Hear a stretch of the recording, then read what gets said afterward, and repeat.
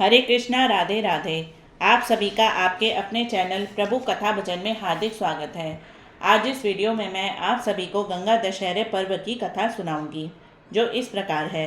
प्राचीन काल में अयोध्या में सगर नाम के राजा राज्य करते थे। उनके केशनी तथा सुमति नाम की 2 रानियां थीं। केशनी से अंशुमान नामक पुत्र हुआ तथा सुमति के 60,000 पुत्र हुए। एक बार राजा सगर ने अश्वमेध यज्ञ किया। यज्ञ की पूर्ति के लिए एक घोड़ा छोड़ा। इंद्र यज्ञ को भंग करने हेतु घोड़े को चुराकर कपिल मुनि के आश्रम में बांध आए।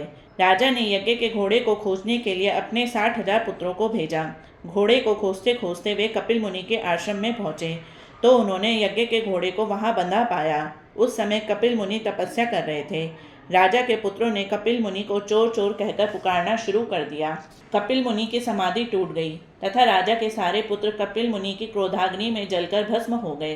अंशुमान पिता की आज्ञा पाकर अपने भाइयों को खोजता हुआ जब मुनि के आश्रम में पहुंचा तो महात्मा गरुड़ ने उसके भाइयों के भस्म होने का सारा वृतांत कह सुनाया। गरुड़ जी ने अंशुमान को यह भी बताया कि यदि उनकी मुक्ति कराना चाहते हो तो गंगा जी को स्वर्ग से धरती पर लाना होगा। इस समय अश्व को ले जाकर अपने पिता की यज्ञ को पूर्ण कराओ। इसके बाद गंगा जी को पृथ्वी पर लाने का कार्य शुरू करो। अंशुमन ने घोड़े सहित यज्ञ मंडप में पहुंचकर राजा सगर से सारा वृतांत कह सुनाया। महाराज सगर की मृत्यु के पश्चात अंशुमान ने गंगा जी को पृथ्वी पर लाने के लिए तप शुरू किया, परंतु वह असफल रहे। इसके बाद उनके पुत्र दिलीप ने भी तपस्या की, परंतु उन्हें भी सफलता प्राप्त नहीं हुई। अंत में दिलीप के पुत्र भगीरथ जी ने गंगा जी को पृथ्वी पर लाने के लिए गोकर्ण तीर्थ में जाकर ब्रह्मा जी को प्रसन्न करने के लिए कठोर तपस्या की। तपस्या करते करते कई वर्ष बीत गए। तब ब्रह्मा जी प्रसन्न हुए तथा गंगा जी को पृथ्वी लोक पर ले जाने का वरदान दिया।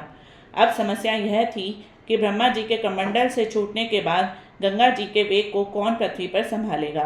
ब्रह्मा जी ने बताया कि भूलोक में भगवान शंकर के अतिरिक्त किसी में यह शक्ति नहीं है जो गंगा जी के वेग को संभाल सके।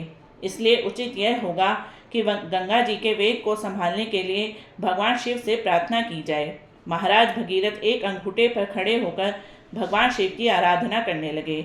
उनकी कठोर तपस्या से प्रसन्न होकर शिवजी गंगा को अपने जटाओं में संभालने के लिए तैयार हो गए। गंगा जी जब देवलोक से पृथ्वी की ओर बढ़ी तो शिवजी ने गंगा जी की धारा को अपनी जटाओं में समेट लिया। कई वर्षों तक गंगा जी को जटाओं से बाहर निकलने का रास्ता नहीं मिला। भगीरथ के पुनः अनुनय विनय करने पर शिवजी गंगा को अपनी जटाओं से मुक्त करने के लिए तैयार हुए। इस प्रकार शिव की जटाओं से छूटकर गंगा जी हिमालय की घाटियों से कलकल निनाद करके मैदान की ओर बढ़ी। जिस रास्ते से गंगा जी जा रही थी उसी मार्ग में ऋषि जहनु का आश्रम था।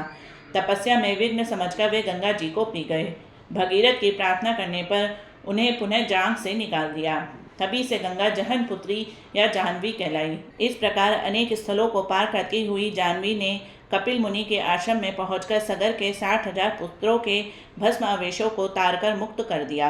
उसी समय ब्रह्मा जी ने प्रकट होकर भगीरथ के कठिन तप तथा सगर के 60,000 पुत्रों को अमर होने का वरदान दिया तथा घोषित किया कि तुम्हारे नाम पर गंगा जी का नाम भगीरथी होगा। अब तुम जाकर अयोध्या का राज संभालो। ऐसा कहकर ब्रह्मा जी अंतर ध्यान हो गए। इति श्री गंगा दशहरा कथा समाप्तम।